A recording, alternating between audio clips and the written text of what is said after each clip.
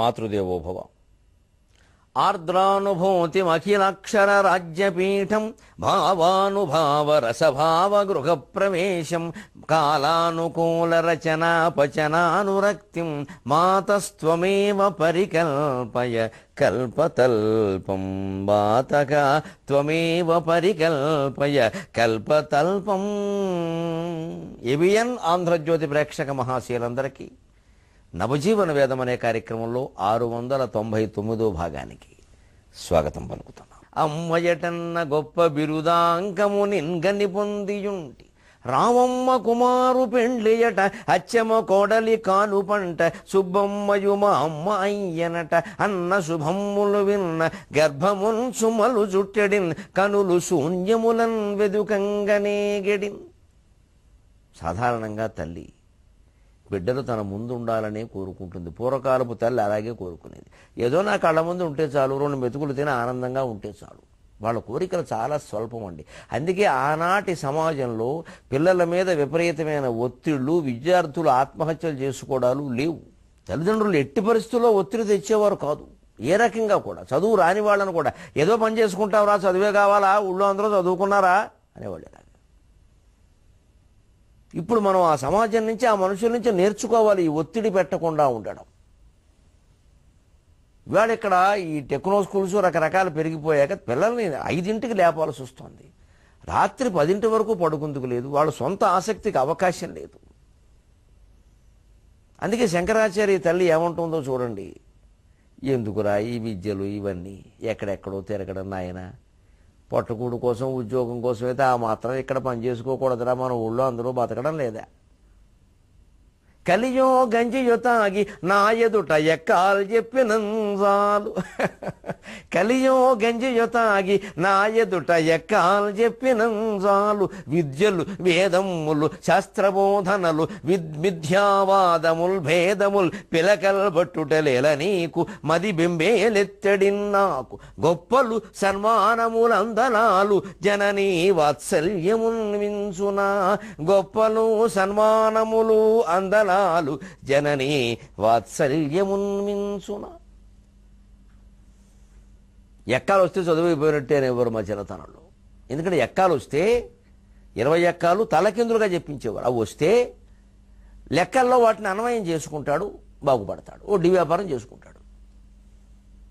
చేసుకోవచ్చు, ఎక్కాలు బాగా వచ్చి లెక్కలు వస్తే వడ్డీకి ఇచ్చుకోవచ్చు డబ్బులు. అలా బతికేవారు పూర్వం. దాన్ని బతికేసేవాళ్ళు, నోట్ లెక్కలు కట్టేసేవాళ్ళు. ఎక్కాలు నేర్చుకోవడం అనేది లెక్కల్లో రావడానికి, లెక్కల్లో చిక్కుముళ్ళు విడిపోవడానికి. అంతేకాని ఎక్కాల కేవలం పాండిత్యం కాదు. అలాగే మనం పారాయణలు చేయడం, స్తోత్రాలు చదవడం, ఇవన్నీ వ్రతాలు చేయడం, నోములు చేయడం, ఆ కథలు వినడం, ఇదంతా వాటిని జీవితానికి అన్వయం చేసుకోవడానికి. కేవలం వాటి వలన ఏమి రాదు, అవి వస్తుతగా ఏమీ ఇయ్యలేవు. వాటిని అన్వయం చేసుకుంటేనే మనం ప్రయోజనం పొందుతాం. ఫలానా దానికి ఈ స్తోత్రం చదవమన్నారు అంటే అది రావడానికి చేయాల్సిన ప్రయత్నం ఆ స్తోత్రంలో ఉంటుంది. స్తోత్రం వల్లే వచ్చేది. అది వచ్చాక కూడా ఎలా ఉండాలో ఉంటుంది. మనం కనకధారాస్తవం ఆధారంగా ఇదివరకు చాలా చెప్పుకున్నాం. డబ్బు సంపాదించడం కోసం చేయవలసిన ప్రయత్నం, వచ్చాక ఉండాల్సిన విధానం, 2 ఉన్నాయి అందులో. అంతేగాని మనం ఎంత పాపాత్ములమైనా, ఎంత దుర్మార్గులమైనా, ఎంత సోమరిపోతులమైనా, ఎంత బద్ధకస్తులమైనా ఈ స్తోత్రం ఒకటి ఏదో లేచి కూర్చుని ముక్కును బట్టేసి చదివేస్తే లక్ష్మీదేవో సరస్వతీదేవో అనుగ్రహిస్తుందని కూడా భ్రమ. వాడు సోమరిపోతులను అనుగ్రహించేవాడు కాదు. ఇప్పుడు ఎక్కాలుతో లెక్కలు సాధించినట్టే, సమస్యలు పరిష్కారం చేసుకున్నట్టే. స్తోత్రాలు, పారాయణలు, పూజలు, నోములు, వ్రతాల ద్వారా మన జీవితానికి అన్వయం చేసుకున్న వాటిని మన జీవితంలో ఎలా ఉండాలో నేర్చుకోవాలి. ఆ కథలో ఎలా ఉన్నారు మనుషులు, వాళ్ళు ఎలా పరిష్కరించుకున్నారు, మనం అలా పరిష్కరించుకోవాలి. ఆ కథ విన్నంతలోనే మన సమస్య పరిష్కారం ఎలా అవుతుందండి? వినదాన్ని అన్వయించుకోవాలి, కానీ ఎక్కడైనా ఉందా ఇది? అందుకని ఇప్పుడు ఆవిడ ఈ ఎక్కాలు ఎందుకుంటుందో ఆ కానంటే పైగా శంకరాచార్య కేరళ, ఆయన భాషలో అక్కడ ఎక్కాలనడానికి ఇంకేమంటారు, ఇంకేం నేర్చుకుంటారు? మన తెలుగులో అయితే ఎక్కాలంటేనే తెలుస్తుంది. అందుకే ఇక్కడ కవి ఎక్కాలని వాడాడు. ఎప్పుడు ఏ దేశం చరిత్ర చెప్పినా, ఏ మహానుభావుడు చరిత్ర చెప్పినా, ఏ కాలం విషయాలు చెప్పినా మనం చెబుతున్న కాలాన్ని గురించిన విషయాలు దృష్టిలో పెట్టుకోవాలి. ఈ కాలంలో ఎలా చెబితే అర్థమవుతుంది, మనస్సుకు బాగా ఎక్కుతుంది. అందుకే గాలిబ్ గీతాలని అనువాదం చేసినటువంటి మహాకవి దాశరథి ఆయన అల్లా అన్న చోటల్లా ఈయన శివుడు అని వాడాడు. అల్లా అని వాళ్ళ శివుడు అని వాడాడు. అలా అయితేనే మనకు అర్థమవుతుంది. ఏ భాషలోకి అనువాదం చేస్తున్నామో ఆ భాషా సంప్రదాయాలే బాగా తెలియాలి అనువాదకుడికి. మూల భాష కంటే కూడా, మూల భాష ఎలాగూ తెలియాలి, దానికంటే కూడా తాను అనువాదం చేస్తున్నటువంటి భాషలో ఉండే సంప్రదాయాలు, ఆ భాషలో ప్రజలు, వారి వాడుకలు, వారి సంస్కృతి, ఆచారాలు, వ్యవహారాలు అన్నీ తెలియాలి. కలియో గంజియో తాగి నా ఎదుట ఎక్కాలు చెప్పినంచాలు. మామూలుగా తెలుగులో అంట మన కలో గంజో తాగి ఉండకూడదా, గంజి ఏమిటో నాకు తెలుసు కానీ కలి ఏమిటో నాకు తెలియదు. మామూలుగా వాడతారని వాడానండి. అది కూడా ఒక పదార్థం, కానీ చాలా అన్నానికి సంబంధించి చాలా చౌకగా మామూలుగా తయారయ్యే పదార్థం. దానికి ఏమీ ఖర్చు ఉండదు. పేదవాడు కూడా కలో గంజో తాగి బతుకుదామమ్మా అంటారు. ఈ కలి ఏమిటి అనేది ఎవరైనా తెలియజేస్తే సంతోషిస్తాం. కలో గంజో తాగి నా ఎదుట ఎక్కాలు చెప్పిన చాలు. నేను ఎక్కాలు చెప్పుకుంటే చాలు కదరా, ఇంట్లో ఊళ్ళో మేస్ట్రీ ఉద్యోగం ఉందిగా ప్రాథమిక పాఠశాలలో. పూర్వం తల్లులు అలాగే ఉండేవారు. విద్యలు, వేదములు, శాస్త్రబోధనలు, మిథ్యావాదములు, భేదములు పిలకల్ల పట్టుటలేల నీకు. ఇన్ని విద్యలు, ఇప్పుడు ఎక్కడెక్కడో వేదాలు, లోతైన అర్థాలు, శాస్త్రాలు బోధించడం, పైగా దాని మీద ఏదో మిథ్యావాదం అంటే నాయన కొత్తగా సృష్టించావుట, మాయావాదం అంటున్నావుట, ఎందుకురా నీకు వచ్చిన గొడవ ఇది?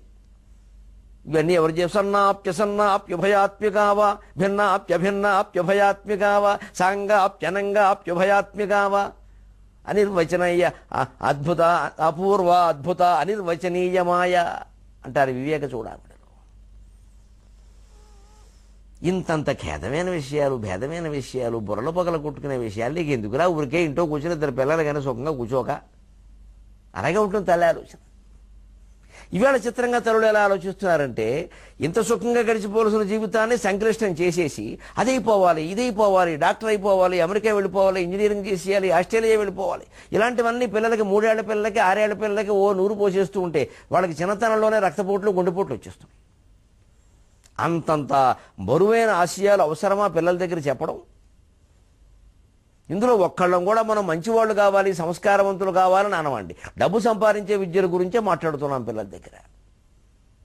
ఈ 30-40 ఏళ్లుగా సాగుతున్నటువంటి ఈ బోధనలు, ఈ ఇంగ్లీషు మాధ్యమం, ఇంజనీరింగ్ విద్య, ఈ ఎంసెట్ కారణంగా ఉన్న ఈ పరిస్థితి ఇప్పుడు సమాజాన్ని ఎంత కలుషితం చేసిందో మనం చూస్తున్నాం. పైశాచికమైనటువంటి హత్యలు, మానభంగాలు, గొడవలు అనేక రకాలు చేయడానికి యువతరం మానవత్వాన్ని మర్చిపోయి కొంతమంది ప్రవర్తించడానికి కారణం ఈ విద్యా విధానం, ఈ పెంపకం. స్వార్థం తప్ప, నీ ఆనందం నీదే తప్ప ఇంకేమీ అక్కర్లేదనే ధోరణిలో పెంచేసాం మనం పిల్లల్ని. నువ్వు బాగుపడమే ముఖ్యం, నీ ర్యాంకే ముఖ్యం, దేశం అక్కర్లా, దైవం అక్కర్లా. ఆ దైవం కూడా నీకు ర్యాంకు రావడానికి, తర్వాత వీసా రావడానికి ఓ వెంకటేశ్వర స్వామి, ఉద్యోగం రావడానికి ఓ షిరిడి సాయిబాబా, ఇంకా పెళ్ళి అవ్వడానికి ఓ ఆంజనేయ స్వామి. ఆయనకి కాకపోయినా సరే మనకు అయ్యేలా చేస్తాడు ఆయన. ఇవన్నీ పెంచేసాం వరుసగా. మన కోరికలు తీర్చడానికే దేవుళ్ళు అందరూ. అందుకే పిల్లల మీద ఒత్తిళ్లు పెరుగుతున్నాయి. ఆవిడ అలా అంటారు, ఎందుకురా ఇవన్నీ? పైగా పిలకలు పట్టుటలేల నాకు నీకు మది బెంబేలు ఎత్తిడి నాకు, ఎవరితోనో పోటీలు పడుతున్నావుట. ఎందుకంటే నీకు తిరిగి వచ్చినటువంటి వాళ్ళు యాత్రలు చేసిన మీ వాడు ఆ మండల మిశ్రుడితో పోటీ పడ్డాట. ఆయన ఏమో సామాన్యుడు కాదు. ఏమవుతుందో తెలుసా? అది చెప్పి ఏమైందో చెప్పేవాళ్ళు కాదు. ఏమవుతుందో తెలుసా అంటే ఆయన వెనకాల ఎవరున్నారు, రౌడీలు ఉన్నారా, వచ్చి కొట్టేస్తారా శంకరాచార్యుడిని? మరి తల్లి కనిపిస్తుంది కదా. పోనీ ఏమైందో చూద్దామని చెప్పడానికి ఏమైనా టీవీ వార్తలా? ఏం తెలుసుకుంటారు? ఆ పైన కుమారుల భట్టు లాంటి వాళ్లతో వాదించినప్పుడు అండి సజీవ దహనం అక్కడ పందెంగా పెట్టాడు కుమారుల భట్టు. కుమారుల భట్టు జైమిని మతానుయాయి. కర్మకాండే దేవుడు ప్రసక్తి ఏమీ లేదు, దేవుడు ఉండాల్సిన అవసరం కూడా లేదు, కేవలం కర్మకాండ చాలు. యజ్ఞాలు యాగాలు అన్నీ ఉంటాయి, అదంతా భౌతికమే. కర్మే మోక్షాన్ని ఇస్తుంది, వేరే జ్ఞానం అక్కర్లేదు అని కుమారుల భట్టు జైమిని మతాన్ని అవలంబించాడు. జైమిని మతాన్ని ఆయన ఆ జైమిని మతాన్ని సమర్థించడానికి, సనాతన ధర్మంలో ఉండే కర్మకాండను సమర్థించడానికి, బౌద్ధాన్ని ఖండించడం కోసం బౌద్ధమత గురువు దగ్గరికి బుద్ధమత శిష్యుడుగా మారువేషంలో వెళ్ళి బౌద్ధమత ధర్మాలన్నీ తెలుసుకుని అప్పుడు ఆ రహస్యాలన్నీ ఖండించి తర్వాత గురుద్రోహం చేశాననే భావంతో ఆయనకు ఆయనే శిక్ష వేసుకున్నాడని కూడా చెబుతారు. అంత నిజాయితీ ఉండేది ఆనాటి పండితులు. వాదించడం కోసం ఊరికే ఏదో నేర్చుకున్నా మరి శాస్త్ర ప్రకారం చూస్తే గురుద్రోహమే కదా. నేను మారువేషంలో వెళ్ళి నేర్చుకోవడం, ఆయన దగ్గర విషయాలు నేర్చుకుని ఆయన విద్యనే ఖండించడం ఏమిటిది అని ఆయనలో పశ్చాత్తాపం కలిగింది. కానీ మరి ధనాతన ధర్మాన్ని నిలబెట్టడం కోసం అది చేయాలి. ఇతర మతాల్లో విషయాలు ఖండించాలంటే నేర్చుకోకపోతే ఎలా ఖండిస్తాం? దాని సందర్భమే తిరిగిపోతే ఎలాగా? అప్పుడు ఖండించడం తేలిక. అలా నేర్చుకున్నాడు. అటువంటి కుమారుల పట్టుతోటి వాదన జరిపినప్పుడు ఆయన ఈ బౌద్ధ మతం కారణంగా గురువుకి ద్రోహం చేశానని ఏకంగా సజీవ దహనం చేసుకుంటున్నాడు. పందాల్లో ఓడిపోతే కొన్ని చోట్ల సజీవ దహనం అయిపోవాలని పెట్టారు. శంకరాచార్య ఎప్పుడు అటువంటి పందాలు పెట్టారు. వద్దండి, తప్పండి అని. కానీ కొంతమంది పెట్టిన వాళ్ళు ఉన్నారు. వాళ్లే ఓడిపోయారు కాబట్టి ఈయనేమో వారించాడు, వద్దని చెప్పాడు. అటువంటి జరగకుండా చూశాడు కాబట్టి సరిపోయింది. ఒకవేళ ఈయనే ఓడిపోయి ఉంటే ఆ మాటే ఆ తల్లిని కంగారు పెట్టేస్తుంది కదండి. పిలకలను పట్టుటే లేలని నీకు మది బెంబేలెత్తడిన్నాకు గొప్పలు సన్మానములందలాలు జననీ వాత్సల్యమున్మించున. నాయన, ఎంతమంది ఎంత గొప్పగా పొగిడినా, ఎన్ని సన్మానాలు చేసినా, అందలాలు ఎన్ని పల్లకీలు ఎక్కించి ఊరేగించిన, ఇవన్నీ తల్లి ప్రేమ ముందు సరిపోతాయిరా? ఆనాటి తల్లులు బిడ్డలు తమ కళ్ళ ముందు ఉంటే చాలని కోరుకున్నారు కాబట్టి ఇప్పుడు ఒక మాట ఉంటుంది. ఆ చెప్పే అద్వైతం ఏదో నాకు చెప్పకూడదా? నేను దానికి పనికిరానా? ఊళ్ళో వాళ్ళందరికీ చెప్పాలి, దేశాలన్నీ తిరగాల అని తల్లికి బోధ చేసిన వృధా అయిపోవు నెక్కాలమెల్ల. ఈ ఎల్లరు గూడి విన్న భవదీయ సుధామయ వాక్యధార నీ తల్లికు సంగలేవే బహుధా తపియుంతును నాదు బిడ్డ మాటల్లకరీ మనోజ్ఞములు ఇటన్ ప్రవహించునే నాకు దక్కునే. నాదు బిడ్డ మాటల్లకరీ మనోజ్ఞములు ఇటన్ ప్రవహించునే నాకు దక్కునే. తల్లికి బోధ చేసిన వృధా అయిపోవునే కాలమెల్లా. ఈ పద్యం మొదలు పెట్టడానికి, ఈ మాట ఇలా రాయడానికి మా అమ్మ కారణం. నేను ఎప్పుడో 92లోనే రంగప్రవేశం చేసి అవధాన రంగప్రవేశం, అక్కడి నుంచి ఏవో అష్టావధానాలు, శతావధానాలు, అలాగే సాహిత్య సభలు, ప్రసంగాలు, ప్రవచనాలు ఏవో నడుస్తూ ఉన్న కాలంలో 96లో సహస్రావధానం కూడా అయ్యాక 2000 సంవత్సరంలో ఈ కావ్యం ఇంచుమించు అది 99, 2000 ఆ ప్రాంతంలోనే పూర్తిగా దీన్ని రాయడం జరిగింది రచన. అప్పుడు మా అమ్మ ఓ మాట అంది, ఏవో శనాదివారాలు వచ్చేసరికి ఎక్కడికో వెళ్ళిపోతున్నావు మీటింగులని, ఏమిటి ఉపన్యాసాలు అవన్నీ, ఇంట్లో కూర్చొని ఎప్పుడైనా ఓ పురాణం నా కోసం చదివేవా అంది. నాకు ఒకసారి చురుక్కుమంది ఒకసారి. అప్పుడు నేను కాలేజీలో ఉద్యోగం, రోజు కార్యక్రమాలు పెట్టుకుంటే కుదరదు కాకినాడలో, అందుకని ఆ శనాదివారాలే పెట్టుకునేవాడిని. తప్పదు కదా, మరి ఉన్నవి కూడా తక్కువ, అవకాశాలు కూడా, అందులోనే ఏదో ప్రయత్నం చేసుకోవడం. వాటిలోనే ఏదో శనివారం వేసరికి ఎక్కడికో వెళ్ళడం, ఆదివారం ఎక్కడో దూర ప్రాంతాలు పిలవడం, అక్కడ ఏదో అవధానమో ప్రసంగమో ఏదో చేయడం, మళ్ళీ సోమవారం పొద్దున్న కాలేజీ సమయానికి రావడం, పట్టమైన కాఫీ తాగేసి కాలేజీకి వెళ్ళిపోవడం, సాయంత్రం ఏదో రావడం.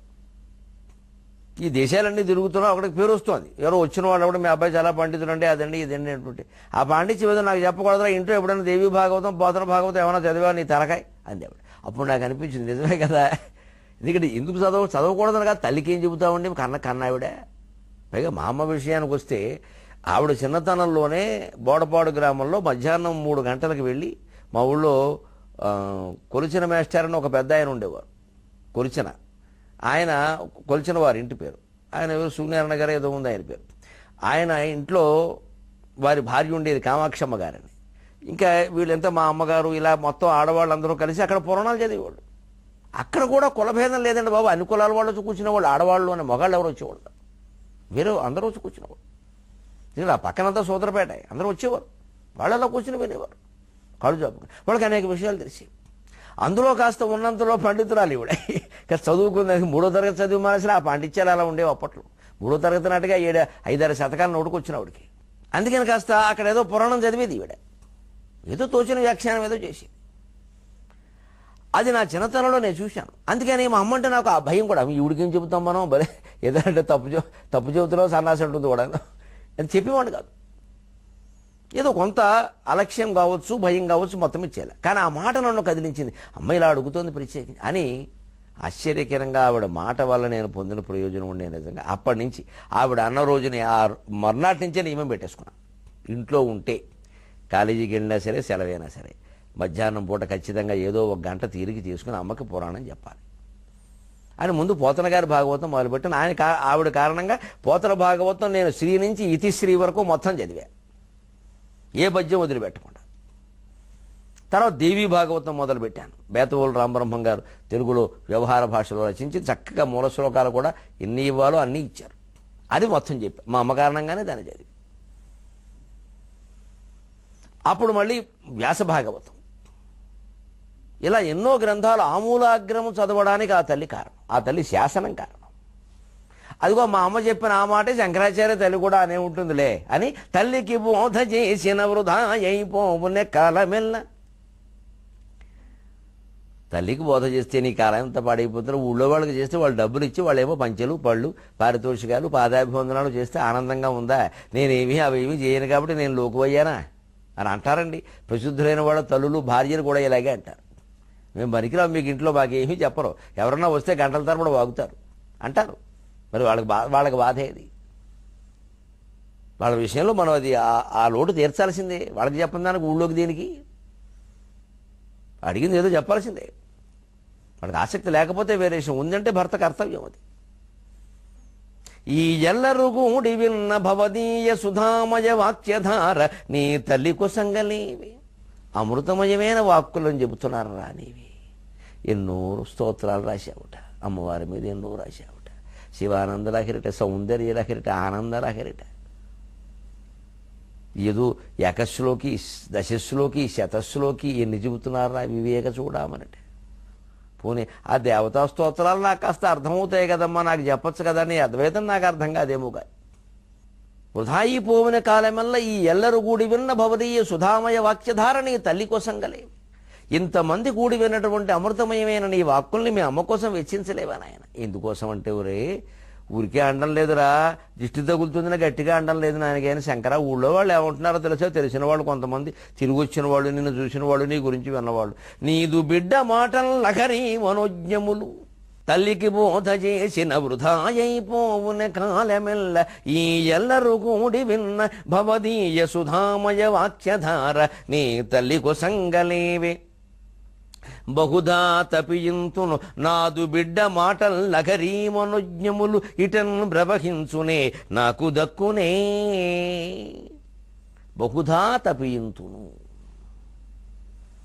ఎంతో తపించిపోతున్నా. సరిగ్గా తాపం తీరాలంటే స్నానం చేయాలి. ఆయన రాసిన కావ్యాలన్నీ లహరి లహరి లహరి, శివానంద లహరి, సౌందర్య లహరి, ఆనంద లహరి. లహరి అంటే అలా. ఇందులో ఏది చదివినా మీ తాపం తీరుతుందని చెప్పారు. ప్రేక్షకులకి ఆసక్తికరమైన వార్త. రేపు మనం 700వ భాగంలో ప్రవేశిస్తున్నాం. ఎప్పుడు మనం మొదట నవజీవన వేదం మొదలుపెట్టినప్పటి నుంచి 100వ భాగాన్ని ప్రత్యేకంగా చెప్పుకుంటూ వస్తున్నాం. 100, 200, 300, 400, 500, 600, ఇప్పుడు 700లోకి పెడతాం. అందుకని రేపు 700వ భాగంలో ప్రత్యేకత ఏమిటి అంటే, ఈ శివానంద లహరిలో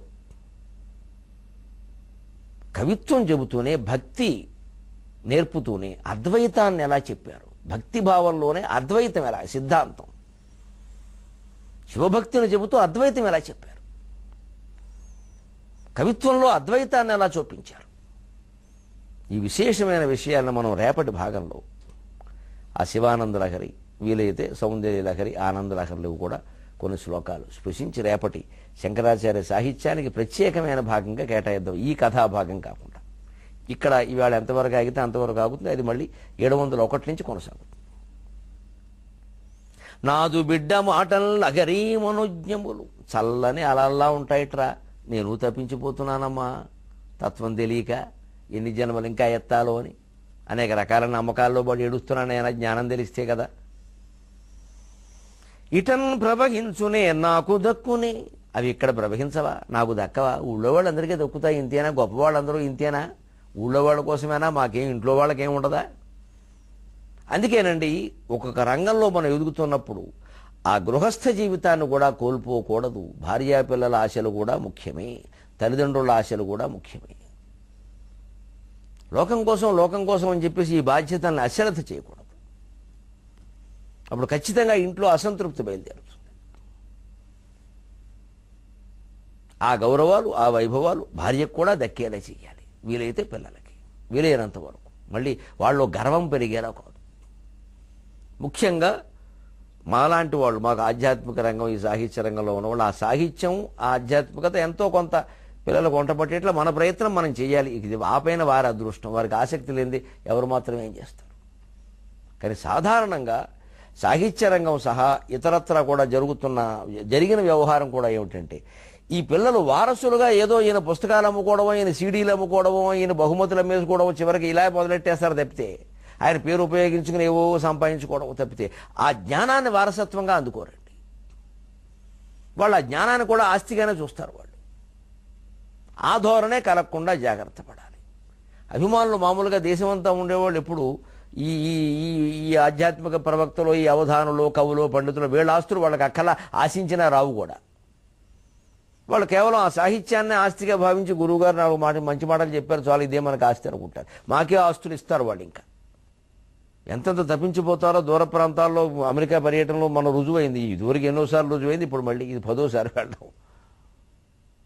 ఎంతెంత తప్పించిపోతున్నారు. సోమవారం లేదు, మంగళవారం లేదు, బుధవారం లేదు, 21 రోజులు ఉంటే 17 సభలు పెట్టుకున్నారు. ఏ రోజు ఖాళీ లేదు.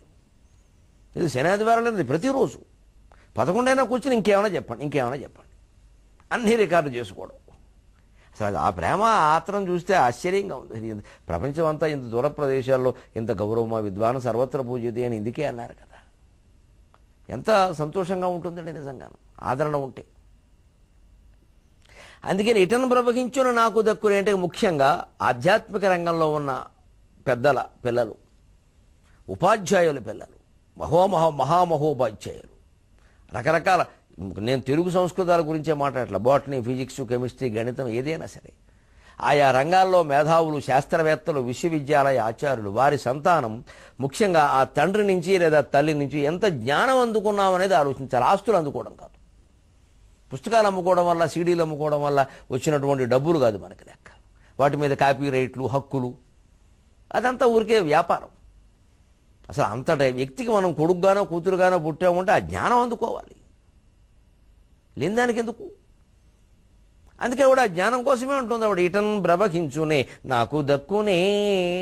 ఈ శివానంద లహరి, సౌందర్య లహరిలో ఉండే విశేషాలని రేపు ప్రక్రియలు చూద్దాం. తర్వాత పద్యం. లోకమునుద్ధరించు అతి లోక కుమారుని గంటి వంచు, ఈ లోకులు పల్కరించు దరి లోపల ఏదో కలుక్కుమంచను, చీకటి జీవయాత్రకి చేతికి ఊతము లేకపోయే, నా శోకమునుత్తరించగల సూనులు వీరవరయ్య శంకర. ఇది లోక సామాన్యమైన విషయం. కొంతమంది పలకరింపులు పల్లెటూళ్లలో ముఖ్యంగా ఎలా ఉంటాయంటే, వీళ్ళ వ్యంగ్యం బంగారంగాను, అసలు వాడి మాటకి చతుర్ముఖ బ్రహ్మ కూడా వ్యాఖ్యానం చేయలేడండి. చతుర్ముఖ బ్రహ్మ 4 ముఖాలతోనూ 4 రకాల వ్యాఖ్యానాలు చేస్తే, పల్లెటూళ్ళలో ఉండేటువంటి ఒక మనిషి అందున ఆడమనిషి వ్యాఖ్యానానికి, ఆడమనిషి మాటలకు వ్యాఖ్యానం చేస్తే ఈవిడ ఏమంటుంది అంటే, నీ 4 వ్యాఖ్యానాలు తప్పే, నా ఉద్దేశం ఇది అంటుందండి. అనుమానం ఏమీ లేదు. మా చిన్నతనాల్లో మేము చూసాము వ్యాఖ్యానాలు. ఒక్క ముక్క అర్థం కాదండి, ఏదో ఉంటుందండి మనస్సులో, అది బయటికి తేలరండి. అటువంటి వ్యాఖ్యానాలే మనుషులను బాధపడతాయి. ఎన్నుంటే ఏమ్మా, ఎందుకు ఏమ్మా సాగదీయడం, అన్నీ ఉన్నాయిగా అంటే అన్ని ఈవిడికి లేవు కాబట్టి ఆవిడని అనాలి. అదే చెబుతోంది ఇక్కడ. లోకమునుద్ధరించు అతిలోక కుమారుని గంటి వంచు, ఈ లోకులు పలకరించుతరి లోపల ఏదో కలుక్కుమంచను. సరిగ్గా దాన్ని పట్టుకుని రాశాడు ఇక్కడికి. లోపల ఏదో కలుక్కుమంచను. ఉత్పలమాల పద్యంలో 2వ అర్ధభాగంలో సరిగ్గా సరిపోతుంది. లోపల ఏదో కలుక్కుమంచను. ఆ జాతీయాలు, నుడికారాలు, ఆ ధ్వన్యనుకరణ పదాలు సరిగ్గా ఉపయోగించాలి. ఆ గణం ఎక్కడ సరిపోతుందో అక్కడ పడాలి. ఆ కలుక్కు అనేదాన్ని మన కలుకుకు అని రాయకూడదు. ఆ పదం ఎలా ఉంటుందో అలాగే ప్రయోగించడానికి తగిన స్థానము, తగిన ఛందస్సు ఎంచుకోవాలి. కవి ప్రతిభ అక్కడ ఉంటుంది. అందుకే శాస్త్రజ్ఞానం చాలా అవసరం కవికి. కలుక్కుమంచను అంటే భావం కలిగే ఆ స్ఫూర్తి వేరు. కలుకుకుమంచు అనగా అంటే అర్థం వేరు. కలుకుకు అంటే అర్థం రాదు. గురువు లఘువు చేసి, లఘు గురువు చేసి లాగేయకూడదు. ఓ పేరు ఇమిడించాలన్నా, ఒక ధ్వన్యనుకరణ పదం ఇమిడించాలన్నా, అది ఎక్కడ ఏ సందర్భం ఏ ఏ ఏ గణంలో ఎలా ఇమిడుతుందో దానికి ఏ ఛందస్సు తీసుకోవాలో దాన్ని తీసుకోవాలి. పలకరిస్తారండి. లోకాన్ని ఉద్ధరిస్తున్నాడమ్మా, ఈ అమ్మా అని సాగదీయడంలో ఉందే దీన్నే కాకు అంటారండి. అమ్మో ఇది కాకి మాట, ఇది అంటే నీకేం చేశాడు ఏముంది ఇక్కడ అని వ్యాఖ్యానం అనమాట. ఆ మాట పైకి చెప్పరు, మనం అనడానికి లేదు. నీ ఉద్దేశం ఇదనే, అలా ఎందుకు అన్నానో మామూలుగానే అన్నాను, మళ్ళీ ఇలా ఇదో సాగదీత. అంచేత లోపల ఏదో కలుక్కు మంచు ఆవిడకి అర్థమైపోతుంది. పొగడ్డానికి అంటున్నారో, నిందించడానికి అంటున్నారో, నీ బతుకులా అయిపోయింది అనడానికి అంటున్నారో కూడా తెలియదురా అని ఆవిడ నిజంగా ఆ మాటను అర్థం చేసుకోవడానికి 23:30 గంటల విరామం కోరింది. మనం 23:30 గంటల విరామంలో రేపు మళ్ళీ కలుద్దాం. 700వ భాగంలో ప్రత్యేకంగా ప్రస్తావించుకుందాం శివానంద లహరి సౌందర్య లహరి వైభవాలని. సెలవు.